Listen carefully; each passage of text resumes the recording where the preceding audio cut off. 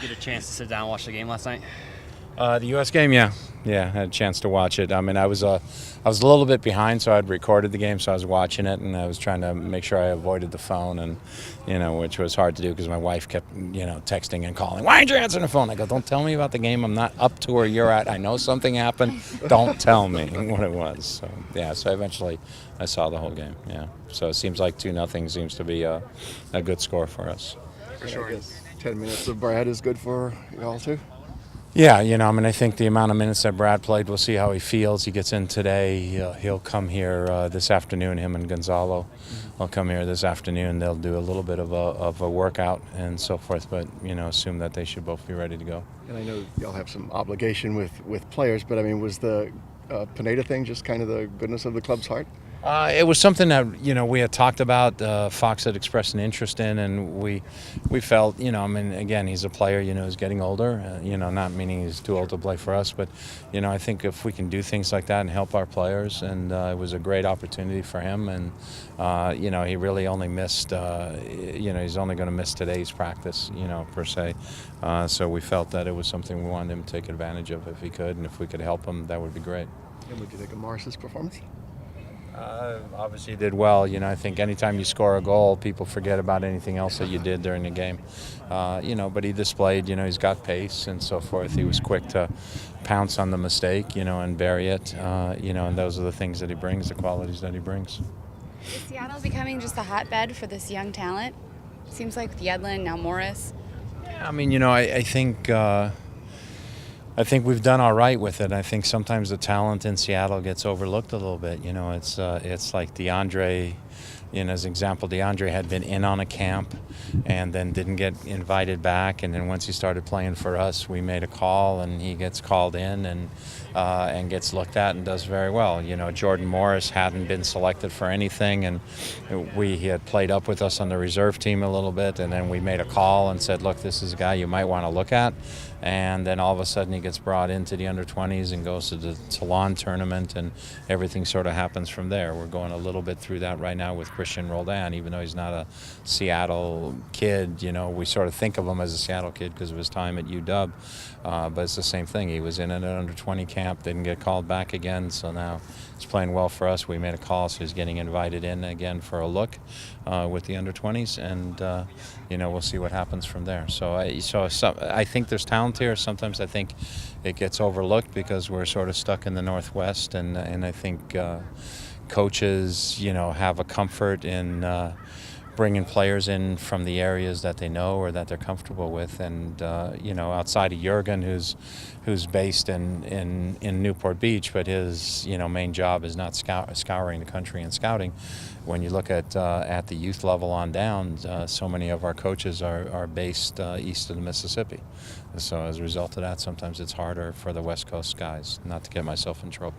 But is that normal for coaches to do, or is that a reflection of your relationship with Jurgen? I think coaches can call, and when they have a player.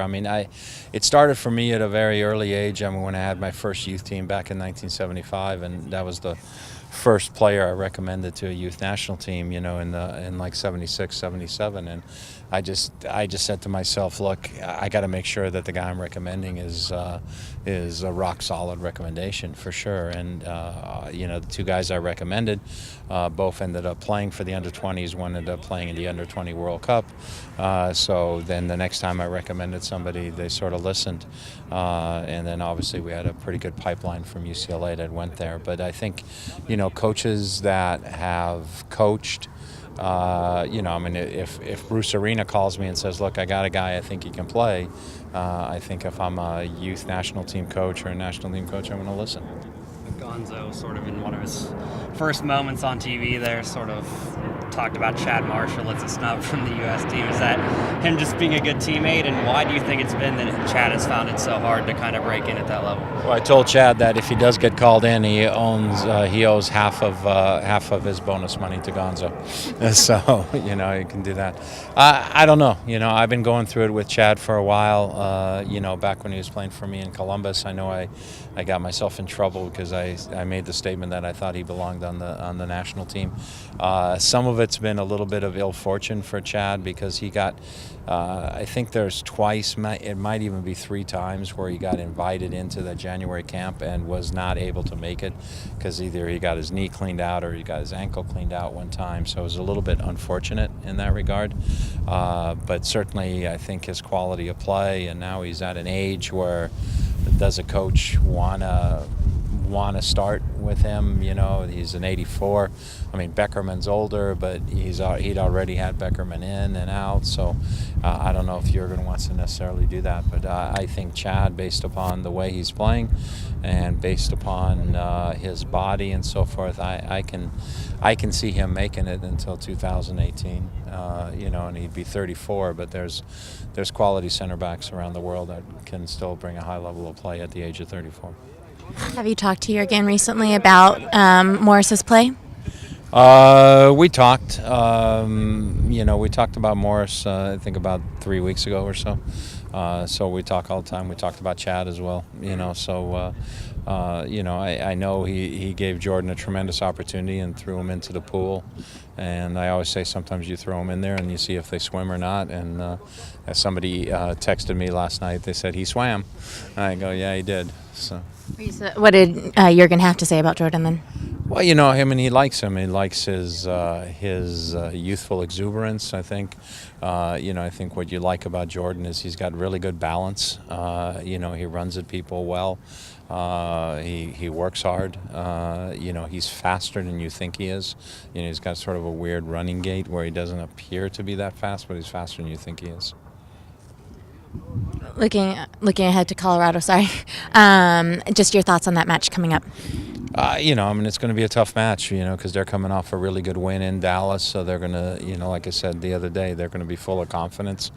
You know, with that, you know, expectation is that they're probably going to come back with the same team because that was a team that produced a good result. I know they missed a couple of guys in Dallas due to injury, but based on the result, he might just keep it the same. And, you know, it's always weather-wise at this point of the year, you never know what to expect in Colorado. So is it going to be, you know, is it going to be in the high 50s, low 60s at night, or are we going to have temperatures of 38 and snow around the outside of the field? We don't know. Today they tweeted out a picture that there's snow on the field. So how does that, I mean, I know we're still 2 days away, but does that change anything from your perspective? It maybe alter some things, you know, certainly guys who are coming off muscle injuries or so forth, you got to be a little bit careful with, you know, because the cold weather, you know, is a little bit harder to play. And Any update on Clint? yeah, he got through training today, great. So we'll see how he is tomorrow, and then we'll make our determinations as we go forward. You know, so with him, it's again, the cold weather could impact it a little bit, and then it's a question of how does he feel? Does he feel he can start? Does he feel he can come off the bench? Does he feel it's maybe too early? You know, he's a veteran player, so you got to trust that player. Going back to their 4-0 result, in your experience, do you feel that teams normally have a slump after getting such a big win like that, or do they build off of it? No, when you win, anytime you win, it helps your confidence, you know, even if it's a 1-0, you know, roll your sleeves up victory, it helps build your confidence. And so for them, that was a good, solid win against a team that's been doing really well, so I'm sure it's helped their confidence. How do you think the youth on their team with Baji and Cerna and Powers have contributed, especially in that match? You know, obviously Baji did well for them with the first goal. Powers, I thought, was probably their most influential player in that game. They put him back into the middle of midfield, let him play as the attacking central midfielder, which is probably his best role. You know, but he scored a good goal. He set up a good goal on the first one with the pass, and he's a player that, you know, sometimes you look at him, you're not quite sure, but, you know, he's strong. He's able to hold people off the ball and do well. And what about Marcelo Sarvis now being part of the Rapids? I think Sarvis is a quality player, and I think he helps their squad. You know, he makes them better.